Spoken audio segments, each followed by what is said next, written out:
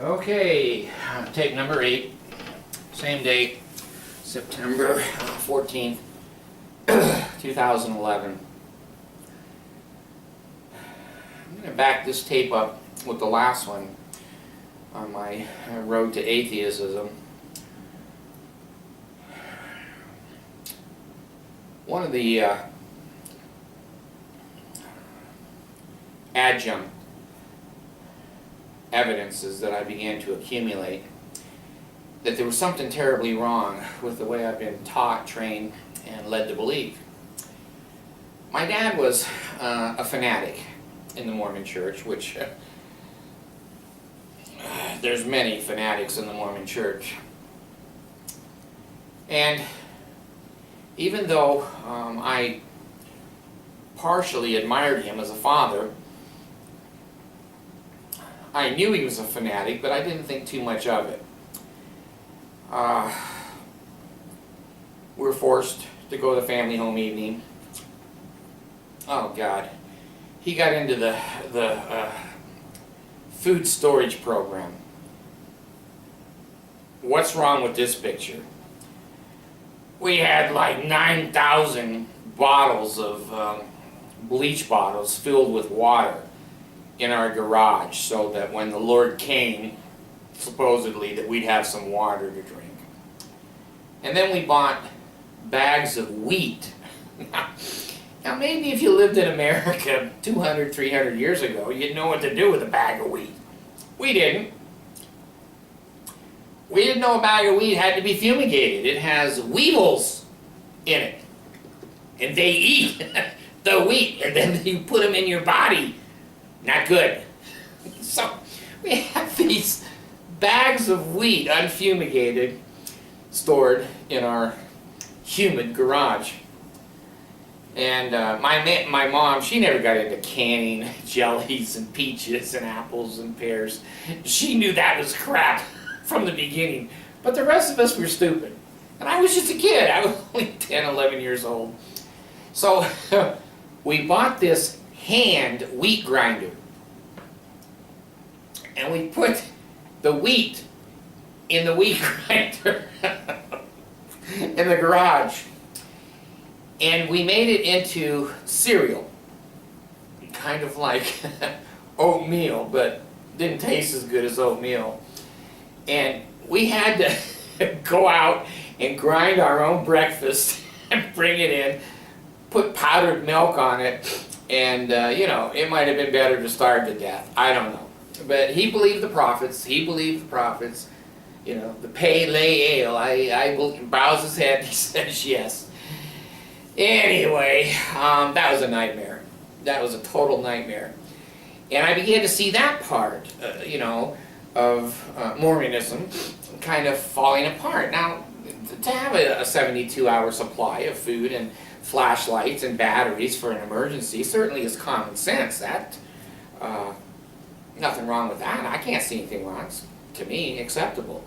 But to store food for your family for a year, water for a year, and fuel for a year, there's not too many municipalities that allow you a 10,000-gallon gas tank in your backyard in a residential neighborhood.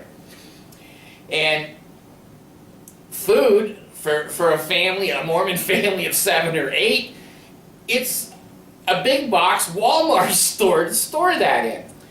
There's just no common sense. It was just old men spitting out stupid ideas and stupid people trying to do them and causing stress and fear and, oh, I'm going to lose my testimony and, oh, you know, it's a cult. They give you impossible things to do so you always feel guilty, and then they fill your whole life up with time so that you don't have time to sit back and think, gee, is this making sense? So I saw my dad also become involved when I was off to BYU, that evidently for 1 or 2 years had been molesting my sister Debbie. Now he was Sunday school superintendent of the Mormon Church, and he's fanatical on family home evenings, and he's in her bedroom at night molesting the child. What's wrong with these pictures? Then Paul Dunn came to BYU, and oh gosh, he was so entertaining to listen to, and his stories, and I thought he was going to be the next prophet of the church back in those days. And he was the biggest liar the church has ever seen. He had to make a public apology that he never was telling the truth about those stories. Then I see Hinckley buy from Hoffman $1 million documents with your money, not mine. Your $1 million went for Hinckley's documents there, not mine. And here he is, a prophet that speaks to Jesus every day. Did Jesus say, buy those fraudulent forms, waste the sheep's money? Well, Hinckley's got his picture in the paper, and he's buying the Salamander letter, which was a huge embarrassment to the Mormon Church. He was hoping to buy it and put it in the vault so that, the truth wouldn't come out. Image. Don't tell the truth, just keep the image up. Well, anyway, I think there was a bishop killed in a bombing in that situation. It was fraudulent, and Hoffman's down in jail at Point of the Mountain there. And Hinckley, he looks like a horse's ass. He's the prophet of the Mormon Church. The prophet got fooled. Sleight of hand. Jesus didn't tell him anything. Just let him waste $1 million and people got killed. I began to see these fiascos. There's no other way to describe it. Lying, cheating, stealing, saying one thing, doing another.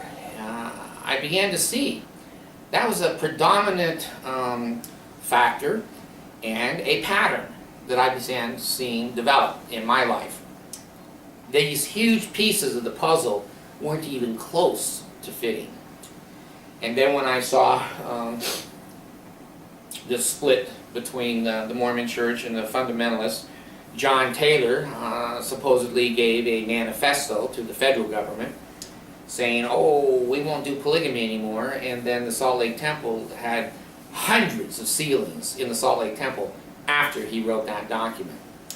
And Johnson's army had to come in from the federal government to get Taylor to even come up with a document that the Reed-Smoot Act had passed, that polygamy was outlawed in the United States, but the Mormon Church, they don't care what the laws are.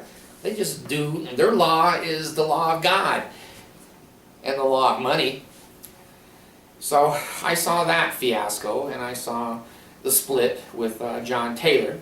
Wilford Woodruff wrote the first manifesto and didn't obey it. The church didn't obey it. And then John Taylor wrote a second one.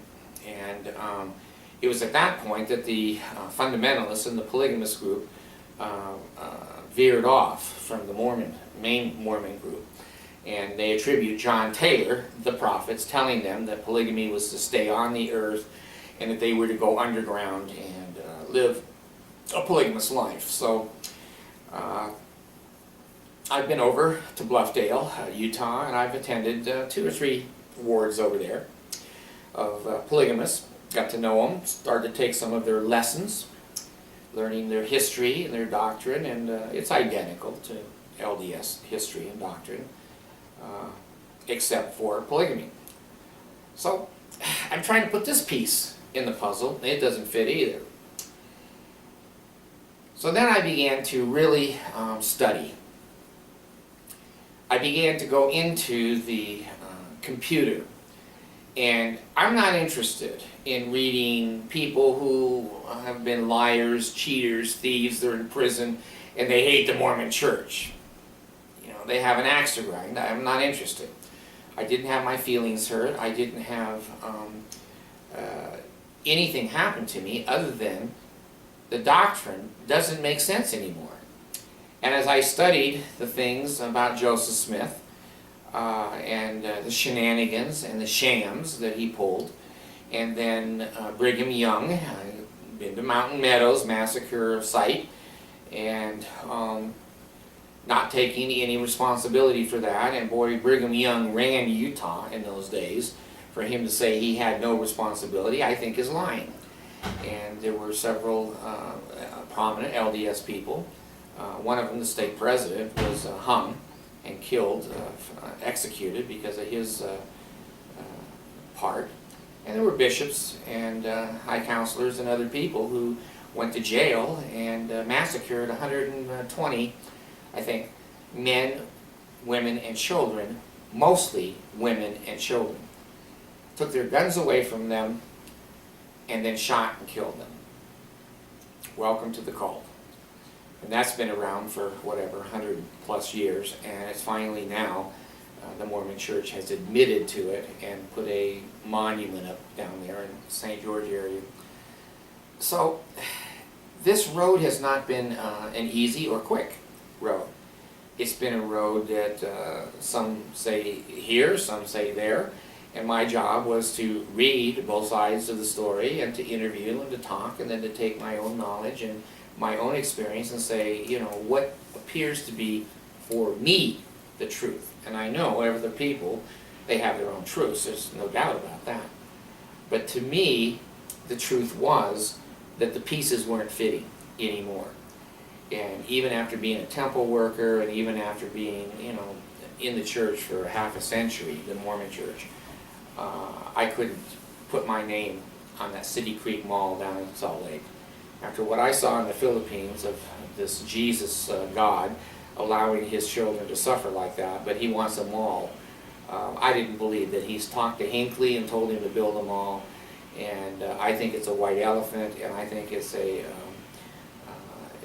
clear indication that the Mormon Church is basically a corporation that is interested in profitability and helping the poor, and the needy of the world is not one of their main goals. So let me end this tape here and summarize it by it's not been easy, it's not been an overnight decision to become atheist, but I'm going to now in the next tapes go from leaving the Mormon Church and leaving Christianity altogether.